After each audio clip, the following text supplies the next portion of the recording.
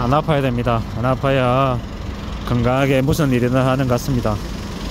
뭐 오늘도 병원 가서 이제 주사 맞고 약 받고 이러니까 한 84,000~5,000원이 그냥 나가네요. 85,000원 정도. 이제 아파서 이제 계속 이제 병원을 다니다 보니까 이 아프지 않는 게 얼마나 중요한 건지 뼈저리게 느끼는 것 같습니다. 아프다라는 게 좀 겁이 많이 나죠. 건강해야 되는데 건강하지 못하면 그로 인해서 이제 감당해야 될 것들이 너무도 많은 것 같습니다. 병원을 왔다 갔다 해야 되는 이 불편함부터 통증에 병원 비용에 이러한 여러 가지들이 이제 계속 이제 부담으로 작용하는 거죠. 뭐 돈이 얼마가 들든 간에 좀 빨리 나아서 괜찮아지면 좋겠다 이런 생각들도 더 많이 하게 됩니다. 참 이제 걱정인 거죠.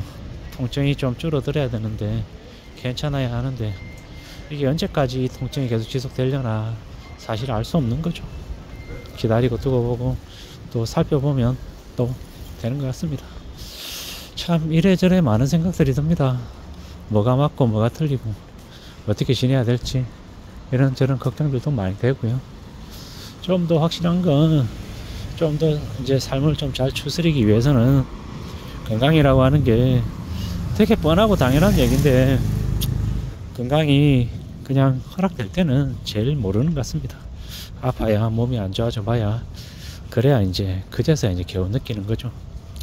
좀 쉬어가며 할 걸, 무리하지 않을 걸, 좀 잘 쉬어줄 걸, 그러지 않았다 보니 쌓이고 또 쌓여서 이제 와가지고 이렇게 힘든 거구나 라는 생각을 하는 겁니다.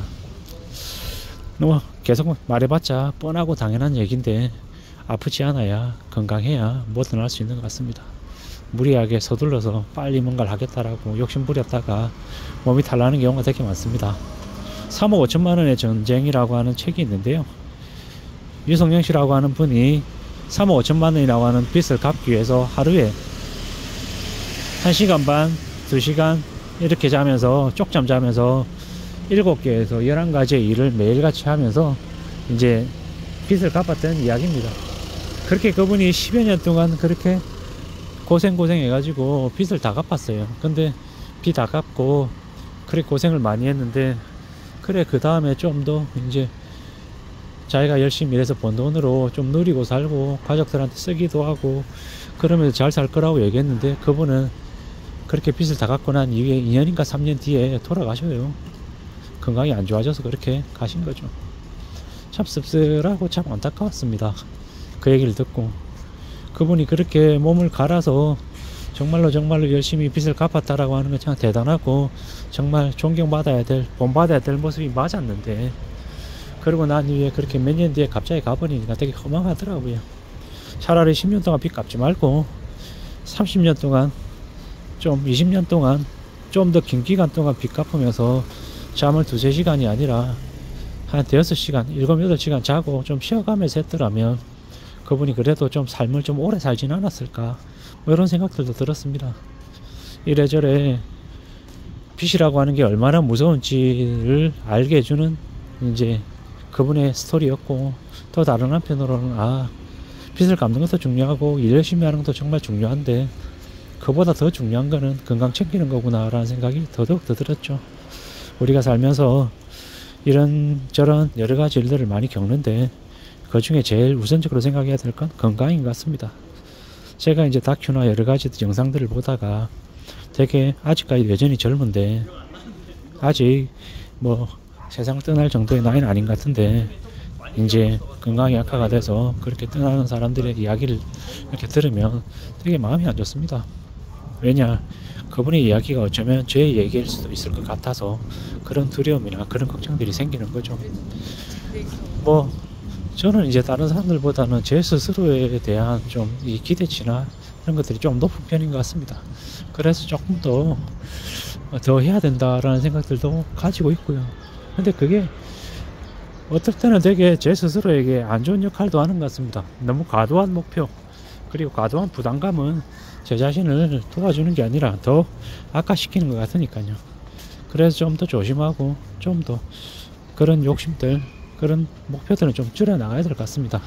그렇게 줄이고 천천히 좀 해당하는 게 훨씬 더 안전할 것 같다라는 거죠.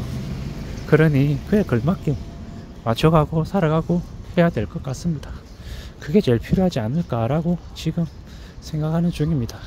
참 사는 게 쉽지 않고 막막하고 좀 답답할 때도 많은데, 그럴수록 좀 더 조심하고 좀 더 여유를 가지고 천천히 움직여야 될 것 같습니다. 그래야 문제가 덜 생기겠죠. 아파보고 나니까 목소리도 좀 가는 것 같고 뭐 좀 혼비합니다. 그러면서도 이렇게 영상을 찍고 있긴 한데 지금의 이 기억을 잊지 않으려고 하는 거죠. 좀 더 조심하고 좀 더 사력 있게 움직이고 좀 더 천천히 움직여야겠다. 욕심 부리지 않아야겠다. 너무 내 자신을 너무 몰아붙여서는 안 되겠다 라는 생각을 더 하게 되는 겁니다. 그러면서 천천히 삶을 좀 지켜나가야 될 것 같습니다. 아프지 않아야 된다라는 거. 안 아프고 천천히 자기 체력이 감당할 수 있는 수준, 그 범위에 맞춰서 천천히 나가는 게 제일 필요하겠다라는 겁니다. 그래야 삶이 괜찮아지겠습니다. 괜찮아질 것 같습니다. 누가 뭐라 해도 스스로 잘 궁리를 해야죠. 너무 욕심부리고 너무 무리하는 건 안 좋은 것 같습니다. 무리하면 언제든 화가 미칠 거다라는 걸 잊지 않아야죠. 누가 뭐라 해도 참 사는 게 쉽지 않습니다. 힘들고 어렵고 때로는 막막하기도 하고 겁도 많이 나고요. 그렇기 때문에 더 조심하고 더 사력 있게 움직일 생각을 해야 되겠습니다. 천천히 갈 궁리해야죠. 누가 뭐라 해도 안 아픈 게 최고다. 안 아파야 돈도 안 든다 라는 생각이 더더욱 더 드네요.